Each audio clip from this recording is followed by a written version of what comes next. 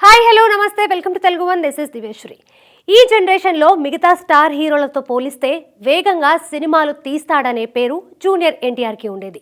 కానీ కొన్నేళ్లుగా ఎన్టీఆర్ వేగం తగ్గింది. గత 6 ఏళ్లలో ఆయన నటించిన 2 సినిమాలు మాత్రమే విడుదలయ్యాయి.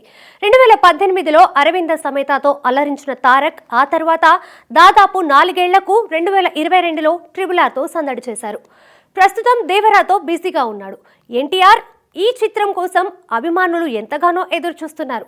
కొరటాల శివ దర్శకత్వంలో రూపొందుతున్న దేవర 2 భాగాలుగా రానుంది. మొదటి భాగం 2024 ఏప్రిల్ 5న విడుదల కానుంది. అయితే ఇప్పుడు ఈ మూవీ విడుదలపై అనుమానాలు వ్యక్తమవుతున్నాయి. ఇటీవలే తెలంగాణ అసెంబ్లీ ఎన్నికలు జరిగాయి. త్వరలో ఆంధ్రప్రదేశ్ అసెంబ్లీ ఎన్నికలు కూడా జరగనున్నాయి. 2019లో ఏపీ అసెంబ్లీ ఎన్నికలు ఏప్రిల్లో జరిగాయి. అయితే ఈసారి మార్చిలో జరిగే అవకాశం ఉందని వార్తలు వినిపించాయి. కానీ ప్రస్తుత పరిస్థితి చూస్తుంటే ఈసారి కూడా ఏప్రిల్లోనే జరిగే అవకాశాలు కనిపిస్తున్నాయి.